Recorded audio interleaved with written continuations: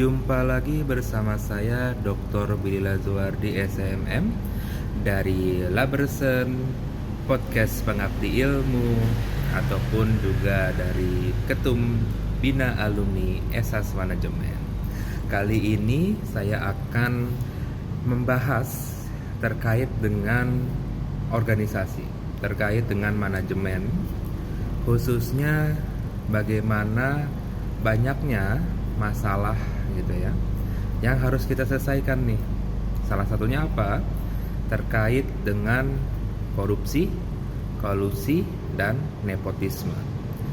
Di dalam organisasi yang baik, kita harus memastikan bahwa talent-talent yang ada di organisasi itu harus menjalankan, mengimplementasikan integritas yang mereka miliki dalam melaksanakan pekerjaannya. Jadi harus benar-benar memperpraktekkan gitu ya integritas yang kita jalankan dengan sungguh-sungguh, supaya nantinya tidak ada nih talent pegawai yang menyalahgunakan dari kewenangan dari jabatannya ya, sehingga apa yang mereka punya terkait dengan wewenang misalnya atas suatu jabatan itu diuntukkan gitu ya, ditujukan untuk mencapai, untuk mensukseskan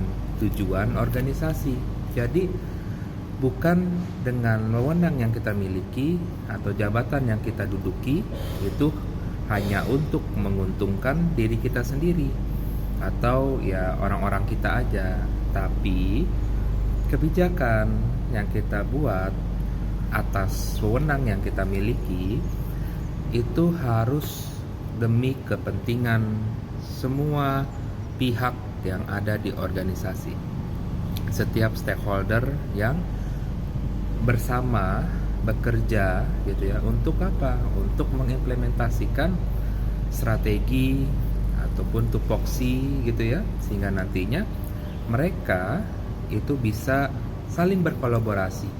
Jadi kita sebagai pimpinan gitu ya, itu harus dapat bagaimana menciptakan gitu ya organisasi yang benar-benar profesional, sehingga tidak ada nih yang hanya demi mengutamakan kepentingan pribadi itu membuat kebijakan atau keputusan yang merugikan siapa? Merugikan pelaksana ataupun yang ada di bawah kepemimpinannya gitu ya. Jadi kita harus benar-benar profesional. Gunakan jabatan, wewenang yang kita diamanahkan gitu ya. Untuk apa? Supaya kita itu menciptakan organisasi yang benar-benar dapat berjalan dengan baik, dengan kondusif gitu ya, dengan kita dapat menerapkan nilai-nilai yang luhur, value yang dimana semua itu benar-benar diciptakan gitu ya untuk menjadi inspirasi, supaya nantinya tidak hanya kita sebagai pimpinan tapi juga pegawai-pegawai kita nih, supaya mereka dalam bekerja itu menjalankan nilai-nilai tersebut gitu ya. Apa aja nilai-nilainya? Kejujuran ya, integritas tadi gitu ya. Terus bagaimana mereka menjadi pembelajar yang terus-menerus gitu ya, sehingga nantinya ada perkembangan tidak hanya dari organisasi tapi juga apa? Tapi juga dari pegawai-pegawainya gitu ya. Karena dengan pegawai-pegawainya itu berkembang, otomatis juga akan membawa nih kemajuan bagi organisasi secara terus-menerus gitu ya, dalam jangka panjang seperti itu. Jadi kita harus memberdayakan gitu ya tim kita harus perhatikan dari apa yang membuat mereka itu benar-benar dapat melaksanakan pekerjaan dengan baik gitu ya, sehingga nantinya mereka itu juga dalam bekerja dapat menjalankan pekerjaannya secara prima gitu ya, sehingga nantinya mereka pun juga berkomitmen gitu ya, lebih merasa ikut memberikan partisipasi mereka dalam mensukseskan organisasi seperti itu. Jadi di mana memang dibutuhkan nih sangat penting pimpinan yang berintegritas gitu ya. Supaya apa? Supaya tercipta sistem yang benar-benar kondusif. Dengan kondusivitas yang baik gitu ya, pegawai-pegawai itu ya bisa bekerja sama dengan baik. Mereka tidak perlu melakukan adanya mungkin kesalahan-kesalahan gitu ya.